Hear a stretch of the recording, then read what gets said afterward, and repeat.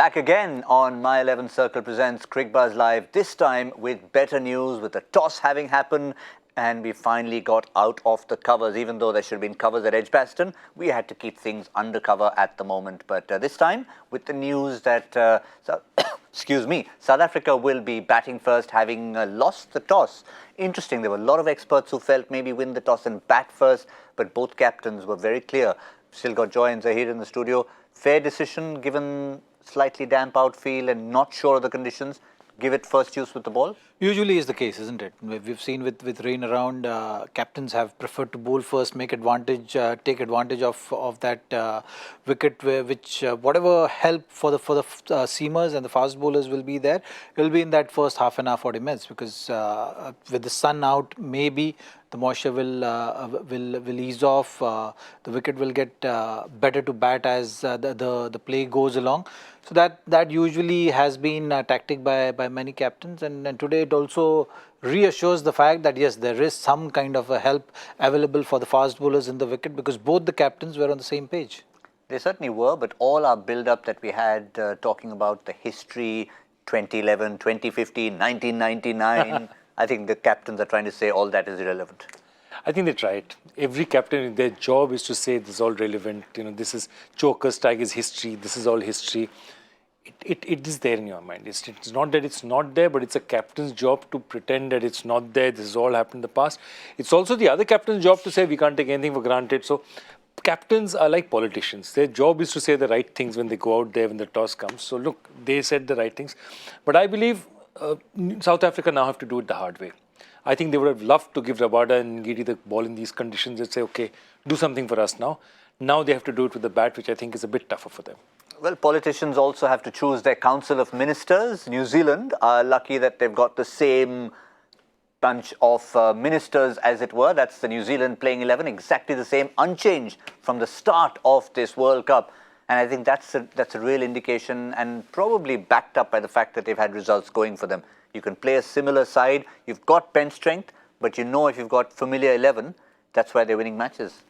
Yeah, it's less headache for captain and the team management to go through. I'm sure something must have discussed, but like I said, these kind of conditions actually works in New Zealand's favor, because they have these part-time bowlers who contribute. So you have likes of Nisham and Grandom come into play if there is help in the wicket. So that is something which is good. They have three good bowlers: Ferguson, Trent Boult, and Matt Henry. Matt Henry has been among the wickets, which is a great help. Ferguson hit the deck bowler, so uses that usually bowls one change. So that's something the pattern which they've been following, and Santner is a good enough bowler to bowl on any kind of surface. Plus, he adds that batting as well to that low order. So it's looking like a pretty much settled kind of unit now. So even if Tim Southee is fit, I think he'll have to wait for his opportunity in this tournament. But all in all, at this stage, not having any games lost, New Zealand wouldn't want to tinker too much with the playing 11 anyways. Big news about fitness is Zaheer Khan's mate, Buran Hendricks, misses out this time around. Big talk about when he did come into the team, and it's just a straight swap. Lungi Ngidi coming back into the side and just gives us that little bit more experience and firepower as and when they come into bowl. The likes of Ngidi, Tahir and Rabada will be hoping that his batsmen can put something on the board for them to play with. Absolutely. I think they have the attack, and they've decided Ngidi coming back is a plus for them. But the important thing for them is now the batsmen have to put it, and Markram has been not in form. Quinn Deacock has done a bit for them. Du Plessis has done a bit for them. Miller has been completely not there for them at all. So I think somewhere Amla, one of those top three batsmen, have to step up and see. If you see batsmen, there are very few batsmen in the world like Deacock and Amla. The one thing about those two and Du Plessis, they can go on to very big scores. They are, big 100 makers. So one of those three has to fire for them today. It's important. Now, we often talk about that, we have certain forbidden phrases and words on our show, but the C word, which sometimes the South Africans have been happy to talk about in the past, saying that, listen, don't call it the C word. Yes, we've choked in the past, but the fact is that's different. Now, does it help them, having lost the toss, no pressure on deciding what to do, put runs on the board and not have to chase? Is it a blessing in disguise? Yeah, if I was a captain, I'd look at it this way. The guys, now we don't have this thing, we just go score our runs and come out. I think he was still under these conditions would have liked his fast bowlers to have a go because he has a really good attack. So he would have liked his fast bowlers. But like, again, I say it's a captain's job to go in the dressing room and say, you know what, this is what we wanted to do, bat with an open mind. You know. Is that really going to be their approach to just, again, now you talk about those conditions, we've talked about it throughout the World Cup, once again the mantra, 10 overs, 40 for no loss. Well, it's important that South Africans look at this match and give importance to playing with freedom. You know, it's important that you go out there and express yourselves. You know, if you are in that kind of mindset and that kind of zone, then things may fall in place for them. It's certainly a blessing in disguise that they're batting first, because once you put runs on board, we've seen it with Pakistan also, and we've seen it in cricket more often than not, that once you put runs on board, suddenly everything comes together. Because your bowlers will be fired up. It is good that Ngidi is back. Hope that he's 120% fit rather than just about figuring his rhythm and getting into rhythm, because they don't have luxury of doing that. You know, I think this is a big game for them, so they need to go out there and play with that kind of approach, that this is last chance and we have nothing to lose. Things can't get worse than this. So that's something which is important. And look, you know, you have experience of Amla and Miller and Faf. You know, these three are going to be very critical for them to come to a total which is going to give their bowlers enough, or give their bowlers that sting which we are looking for. Because now it's about setting the platform. And the responsibility of setting that platform is on these batsmen, particularly the experienced guys. And then Quinton de Kock needs to fire. And at the bottom you have someone like Chris Morris or Paklukwaya, who also can contribute with the bat. It's not going to happen till the time you do that hard work and you set that platform and foundation strong. So hope that South African experienced batsmen come to the party today and make use of that experience in dealing with the situation of today's match. Last chance he mentioned, I just want to take an analogy from a different sport. In football, they often talk about the different approach of a team when they're playing a league game versus a cup tie. Cup tie means it's a knockout tie. So South Africa have to tell themselves this is a cup tie and we have to approach it that way. Correct. Now they have to say it's a knockout tournament. I'm playing the first round of a knockout tournament. Every match is a knockout for me. I just play my way through. And sometimes it works for teams like that. You know, it just takes the pressure off you. It's this match, next match, next match. And look at it. If they win today, I reckon they'd fancy their chances. And then say that let's take the season to the last day. That's what they say, you know. Take it to the last day, you know.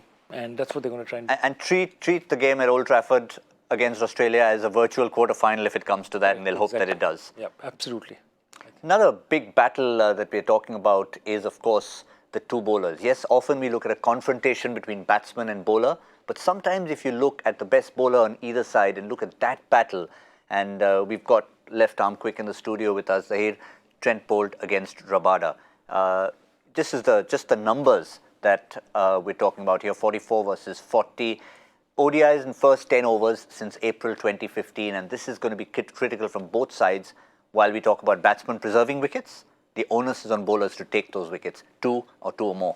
Yes, now Trent Boult to start with, and he'll be happy that Kane Williamson has won the toss, and hope there is some kind of help which he can utilize. He's been in good rhythm, but what these both the bowlers have done has basically created that impact and set the platform. We often speak about the winning formulas of winning matches in different scenarios and situations, and the key component of that has been picking those early wickets, and these numbers suggest that, you know, these guys have been doing it consistently.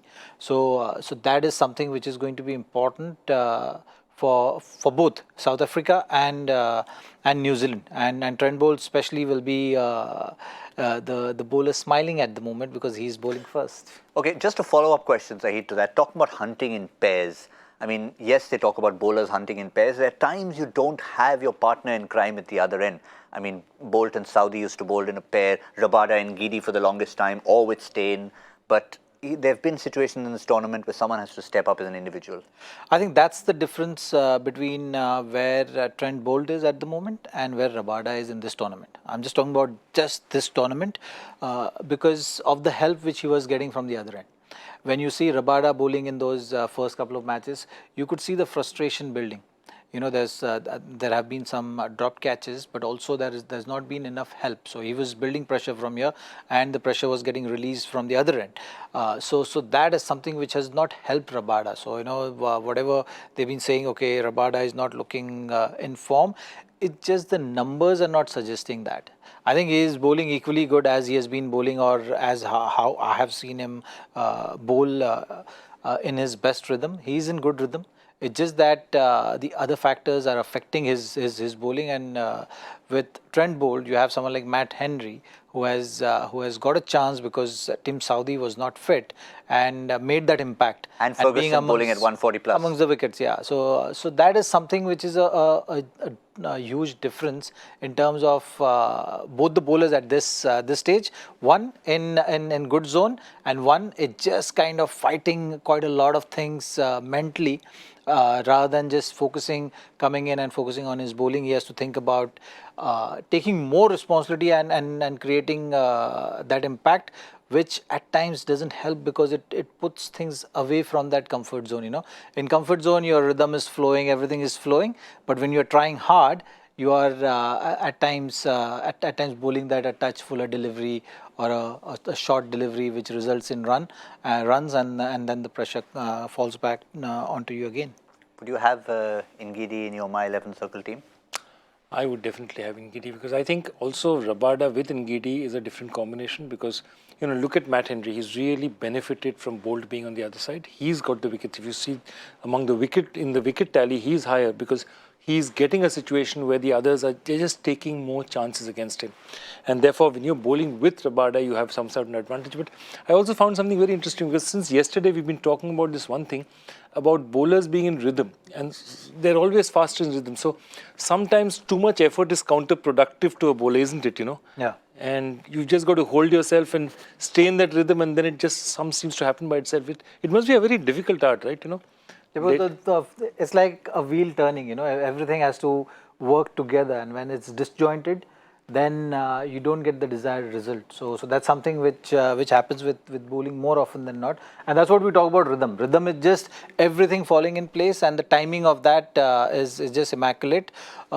Same thing with batting as well. You often talk about timing. It's just about making sure that you are responding and everything is working, where you get the ball hitting that sweet spot, as they call it, on the bat. So it works everywhere. I think it's about it's with any sport.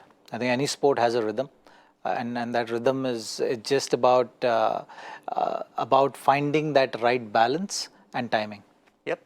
I think you'll put it not just in sport. Why not when you pick your team? Rhythm is gonna get you. Rhythm is gonna get you when you pick your My 11 Circle team. Okay, I'm going to be fired for trying to sing here. But that's how you do it. We showed it to you earlier, and we'll remind you one more time.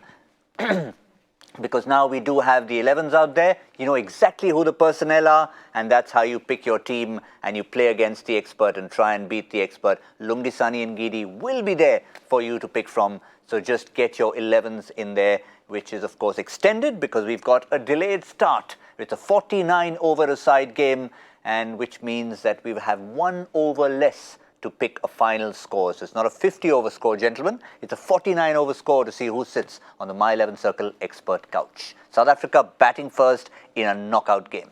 Okay, I'm going to go with the highest score ever scored by a debutant in a test match, 287. Interesting. Lawrence Rowe. No, it's a chap called Tip Foster. Tip Foster. Reginald Tip Foster, yes. Lawrence Rowe also got a 287, didn't he? No, he got a 214 and 100. 214 and 100. Why did I think of 287 and Lawrence Rowe? Yeah, all right.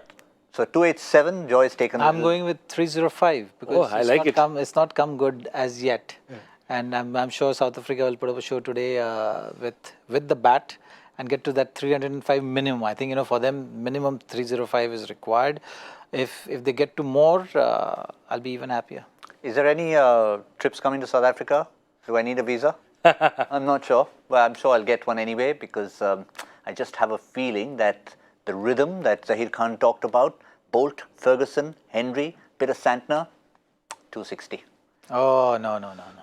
I know I'm just being, look at that reaction. I normally never get a reaction out of that. I'm backing South Africa today. Yeah, I think we all are. Honestly, we all are. Maybe it's the reverse curse that we're trying to put on New Zealand. But 260 is what we feel. We've got a long way to look at. But we'll be back in the 15th over with Cricbuzz Combox and the halfway stage to assess it on My 11 Circle presents Cricbuzz Live.